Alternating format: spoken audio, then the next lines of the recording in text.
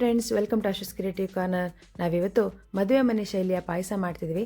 ಒಂದು 100 ಮೆಂಬರ್ಸಿಗೆ ಆರ್ಡ್ರ್ ಕೊಟ್ಟಿದ್ರು ಪಾಯಸ. ಹಾಗಾಗಿ ನಾನು ನನ್ನ ಫ್ರೆಂಡ್ ಒಬ್ಬರು ಬಂದಿದ್ದರು, ಅವರು ನನಗೆ ಹೆಲ್ಪ್ ಮಾಡ್ತಿದ್ದಾರೆ. ಇಬ್ಬರು ಸೇರಿಕೊಂಡು 100 ಮೆಂಬರ್ಸಿಗೆ ಪಾಯಸ ಮಾಡ್ತಿದ್ದೀವಿ. ತುಂಬ ಚೆನ್ನಾಗುತ್ತೆ. ಇದು ತುಪ್ಪ, ಕಂಡೆನ್ಸ್ ಮಿಲ್ಕ್ ಹಾಗೆ ಕೇಸರಿ ಎಲ್ಲ ಯೂಸ್ ಮಾಡಿ ಮಾಡುವಂಥದ್ದು.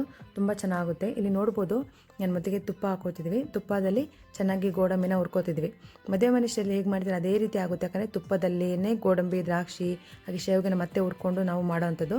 ಇಲ್ಲಿ ಗೋಡಂಬಿನ ತುಪ್ಪದಲ್ಲಿ ಹುರ್ಕೊಂಡು ಈಗ ಸಪ್ರೇಟ್ ಬೌಲಿಗೆ ತೆಗೆದಿಟ್ಕೋತಾ ಇದ್ದೀವಿ.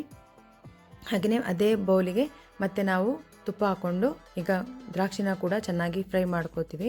ತುಂಬ ಟೇಸ್ಟ್ ಆಗುತ್ತೆ ಇದು. ನೀವು ಕೂಡ ಒಂದ್ಸಲಿ ಮನೇಲಿ ಟ್ರೈ ಮಾಡಿ. ಯಾವುದಾದ್ರು ಫಂಕ್ಷನ್ ಇದ್ರೆಲ್ಲ, ಕಿಟ್ಟಿ ಪಾರ್ಟಿ ಅಥವಾ ಯಾವುದೇ ಫಂಕ್ಷನ್ ಇದ್ದರೆ ನೀವು ಈ ಥರ ಮಾಡ್ಬೋದು. ತುಂಬ ಚೆನ್ನಾಗಿ ಟೇಸ್ಟ್ ಆಗಿರುತ್ತೆ. ಈಗ ಮತ್ತೆ ತುಪ್ಪ ಹಾಕಿ ಈಗ ಗೋಡಂಬಿ ದ್ರಾಕ್ಷಿನ ಹುರಿತೀವಿ. ನಾವು ಯಾಕೆ ತುಪ್ಪ ಎಲ್ಲ ಹಾಕಿ ಚೆಂದ ಮಾಡಿದರೆ ತುಂಬ ಟೇಸ್ಟಾಗಿ ಬರುತ್ತೆ ಪಾಯಸ. ಮದುವೆ ಮನೆಯೆಲ್ಲ ಒಳ್ಳೆ ತುಪ್ಪ ಎಲ್ಲ ಹಾಕಿ ಮಾಡ್ತಾರೆ. ಹಾಗಾಗಿ ನಿಮಗೆ ಪಾಯಸ ಒಳ್ಳೆ ಟೇಸ್ಟ್ ಆಗುತ್ತೆ. ಹಾಗೆ ನಾವಿಲ್ಲಿ ಜಾಸ್ತಿ ಸಕ್ಕರೆ ಯೂಸ್ ಮಾಡಲ್ಲ, ಅದು ಬದಲು ಕಂಡೆನ್ಸ್ ಮಿಲ್ಕ್ ಕೂಡ ಹಾಕ್ತೀವಲ್ವ, ನಿಮಗೆ ಒಳ್ಳೆ ಟೇಸ್ಟ್ ಬರುತ್ತೆ.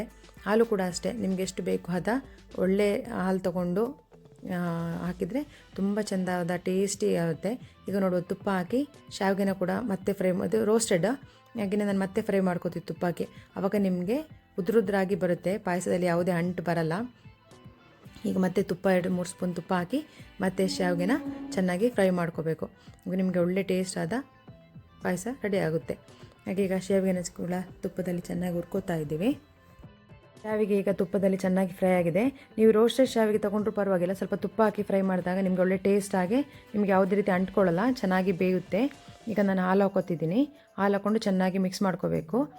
ಆಮೇಲೆ ನಿಮಗೆ ಎಷ್ಟು ಬೇಕು ನಿಮಗೆ ನೀರು ಹಾಕ್ಕೊಂಡು ಮಿಕ್ಸ್ ಮಾಡ್ಕೊಂಡ್ರೆ ಆಯಿತು. ಇಲ್ಲಾಂದರೆ ತಳ ಹಿಡಿಯುತ್ತೆ ಬರೀ ಹಾಲು ಹಾಕಿದರೆ. ನೀವು ಸ್ವಲ್ಪ ಮನೇಲಿ ಮಾಡೋ ಕ್ವಾಂಟಿಟಿಗಾದರೆ ಸ್ವಲ್ಪ ಬರೀ ಹಾಲು ಹಾಕ್ಕೊಂಡ್ರೆ ಸಾಕು. ನೀವು ಇಷ್ಟು ಜನಕ್ಕೆಲ್ಲ ಮಾಡ್ತೀರ ಸ್ವಲ್ಪ ನೀರು ಮಿಕ್ಸ್ ಮಾಡ್ಕೊಳ್ಳಿ. ಈಗ ನೋಡ್ಬೋದು, ನಾವು ಸ್ವಲ್ಪ ನೀರು ಹಾಗೆ ಹಾಲನ್ನು ಚೆನ್ನಾಗಿ ಮಿಕ್ಸ್ ಮಾಡ್ಕೊಂಡಿದ್ದೀವಿ. ಈಗ ಅದಕ್ಕೆ ಸ್ವಲ್ಪ ಏಲಕ್ಕಿ ಪುಡಿ ಹಾಗೆಯೇ ಕೇಸರಿ ಕೂಡ ರೆಡಿ ಮಾಡ್ಕೊಂಡಿದ್ದೆ, ಆ ಕೇಸರಿ ಕೂಡ ಹಾಕ್ಕೊಂಡಿದ್ದೀವಿ. ಇದೆಲ್ಲ ಹಾಕೋದ್ರಿಂದ ನಿಮಗೆ ಒಳ್ಳೆ ಟೇಸ್ಟ್ ಬರುತ್ತೆ.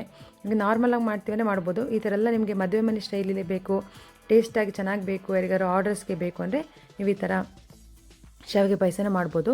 ತುಂಬ ಟೇಸ್ಟಿಯಾಗಿ ಬರುತ್ತೆ. ಈಗ ಇದು ಚೆನ್ನಾಗಿ ಬೆಂದಿದೆ, ಸ್ವಲ್ಪ ಕೈ ಆಡಿಸ್ತಾ ಇರಬೇಕು, ಇಲ್ಲಾಂದರೆ ಅಂಟ್ಬಿಡುತ್ತೆ. ಈಗ ನಿಮಗೆ ಶಾವಿಗೆ ಎಲ್ಲ ಬೆಂದಿದೆ. ಇದಕ್ಕೆ ತುಪ್ಪದಲ್ಲಿ ಹುರಿದಿಟ್ಕೊಂಡು ದ್ರಾಕ್ಷಿ ಹಾಗೆ ಗೋಡಂಬಿನ ಹಾಕ್ಕೊಳ್ತಿದ್ದೀವಿ. ತುಂಬ ಟೇಸ್ಟಿಯಾದ ಪಾಯಸ ರೆಡಿಯಾಗುತ್ತೆ. ಯಾರೆಲ್ಲ ಒಂದ್ಸಲಿ ಟ್ರೈ ಮಾಡಿ ಮನೇಲಿ. ಮದುವೆ ಮನೆ ಶೈಲಿ ಪಾಯಸ ಯಾರು ನಿಮಗೆ ತುಂಬ ಇಷ್ಟ ಇರೋ, ನನಗಂತೂ ಶಾವಿಗೆ ಪಾಯಸ ಇಷ್ಟ. ಹಾಗೆಯೇ ಇದಕ್ಕೆ ನಾವು ಈಗ ಸಕ್ಕರೆ ಹಾಕ್ತಿದ್ದೀವಿ. ಮೊದಲೇ ಸಕ್ಕರೆ ಹಾಕಲ್ಲ, ಈಗ ಸಕ್ಕರೆ ಹಾಕ್ತೀವಿ ಲಾಸ್ಟಲ್ಲಿ. ಹಾಗೆಯೇ ಸಕ್ಕರೆ ಕ್ವಾಂಟಿಟಿ ಸ್ವಲ್ಪ ಹಾಕಿ ಕಂಡೆನ್ಸ್ ಮಿಲ್ಕ್ ಹಾಕೋದ್ರಿಂದ ನಿಮಗೆ ಒಳ್ಳೆ ಟೇಸ್ಟ್ ಕೂಡ ಎನ್ಹಾನ್ಸ್ ಆಗುತ್ತೆ.